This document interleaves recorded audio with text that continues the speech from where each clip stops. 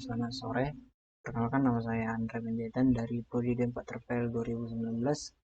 Kali ini saya akan mempresentasikan hasil dari UTS PAM saya, yaitu UTS PAM 2021.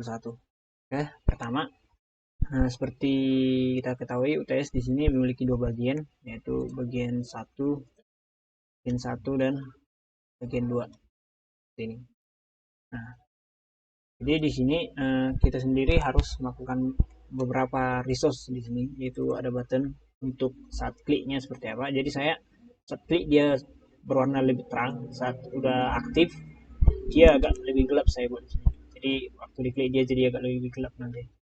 Nah, baru di sini saya punya dua foto, yaitu resource gambar, itu Andre foto dan logo company. Ya, di sini ada beberapa activity, yaitu ada activity add yang relatif. Di sini saya menggunakan linear di sini, sedangkan untuk all member itu relatif. Login saya menggunakan linear juga, di sini linear. Nah, di sini untuk adapter saya menggunakan linear gabungan lah, ada linear horizontal dan vertikal di sini. Nah, berikutnya di sini ada option menu, yaitu ada dua, ada about, logout seperti ini. Kita close sebentar. Kemudian ada di sini string, yaitu kita ini aplikasi kita akan berbahasa Inggris saat dia berada di mode landscape seperti itu. Nah, makanya eng dan landscape seperti itu. Nah, setelah kita selesai membuat resource-nya, nah kemudian yang pertama saya lakukan adalah menyelesaikan login di sini. Di sini saya menyelesaikan beberapa fungsi login, yaitu untuk reset, dan di sini loginnya masih statik, yaitu passwordnya masih tetap, yaitu Andre A besar dan Panjaitan P besar ini. Kita lihat di sini. Dan ada sedikit validasi di sini. Nah, kemudian di sini kita menghubungkan setiap komponen. Sama halnya untuk biodata, kita tidak perlu menghubungkan semua komponen, kita hanya butuh btn back supaya nanti bisa kembali ke halaman home seperti ini. Nah, setelah ini saya di add new member di sini. Nah, di sini agak sedikit tricky ya. Di sini kan recycle view, jadi kita butuh adapternya di sini. Nah, di adapternya ini saya buat trik, yaitu ini action name kan. Di sini ada action name, edit, dan saat add di sini saat all member kita pencet dia di sini. Nah, ini dia jadi add. Jadi saya buat dua kondisi. Di satu activity itu kita pakai untuk add, dan kita bisa makainya untuk update gitu sekali bersamaan. Nah, jadi if else-nya itu di sini. If dia add, ini action name-nya itu add, dia nge-add gitu. Nah, kalau edit, nah di sini kita bikin fungsinya. Di sini ada simpan, ubah pegawai gitu. Nah, jadi saya set dulu kedua tombolnya ini agak berubah tulisannya. Nah, setelah itu kita ambil data pegawai untuk update, kemudian kita set semuanya di uh, seperti yang kita tahu di tampilannya agar berisi datanya seperti itu. Nah, setelah itu di sini ada fungsi add data, yaitu sama memakai DAO. Nanti kita bahas tentang DAO-nya. Di sini sama kita deklarasikan baru, setelah itu kita masukkan.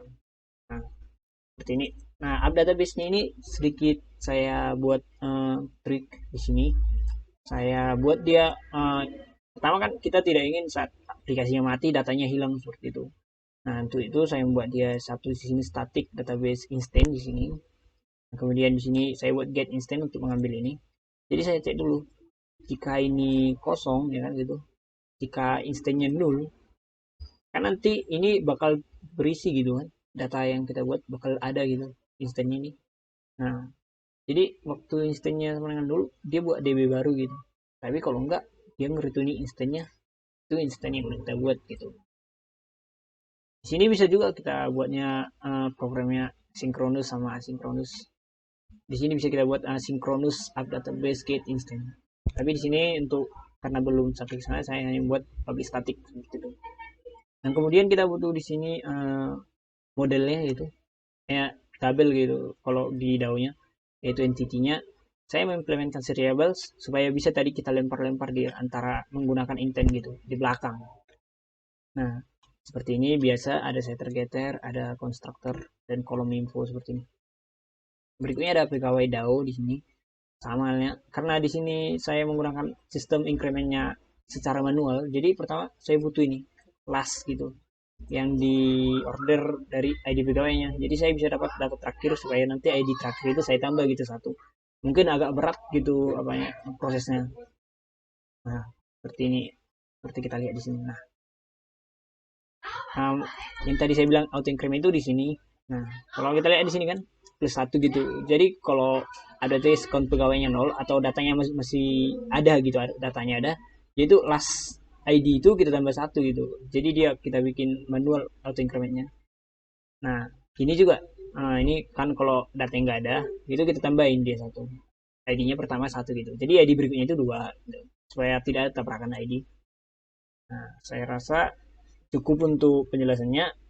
Untuk terakhir Android Manifest yaitu ya tentu kita butuh di sini login gitu pertama untuk ditampilkan. Nah, jadi untuk itu mari kita langsung run saja aplikasinya.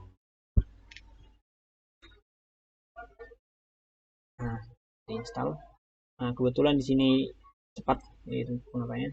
Nah, pertama kita bakal tentang resource tadi yaitu Satya Landscape dan apa. Pertama kita login pertama dulu. Nah, seperti tadi kegiatan. Nah, kalau salah password kan nanti di sini salah gitu. Kalau batalkan dia terreset gitu. Jadi kita buat di sini Andre Panjaitan. Nah, saat kita klik masuk, dia berhasil login gitu. Nah, kemudian saya sudah menambahkan satu data di sini. Nah, contoh kita buat dia rotate gitu. Nah, dia jadi bahasa Inggris di sini. Nah, ini jadi bahasa Inggris sesuai yang kita set tadi. Ntar saya ubah lagi ke portrait. Nah, setelah ini kita pertama akan mengunjungi about di sini. About, nah, ini data diri saya. Sini sangat saya bilang hanya statik gitu. Nah, kita lihat. Nah, berikutnya di sini bisa kita menghapus. Pertama kita akan menghapus dulu lah. Nah, data sudah di delete. Pertama kita tambahkan seperti ini. Contoh Andre Panjaitan, nama saya sendiri Panjaitan Andre at gmail.com. Untuk alamat saya di sini pegawai magang contoh saya pilih email tambahkan. Sudah tambah di sini. Kita juga bisa mengubahnya. Contoh Andre-nya E3 gitu. Andre-nya E-nya 3 ya. Jadi pegawai tetap contoh. Pegawai tetap. Nih. Nah, kita ubah lagi jadi female kan. Udah jadi female. Nah, jadi di sini kita bebas mengubahnya gitu. Direktur ya.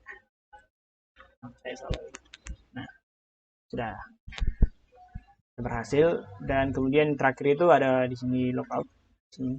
Saat kita logout maka dia kembali ke halaman di sini. Nah, sekian yang dapat saya presentasikan untuk UTS saya kali ini. Nama saya Andre Panjaitan dan saya mengucapkan terima kasih.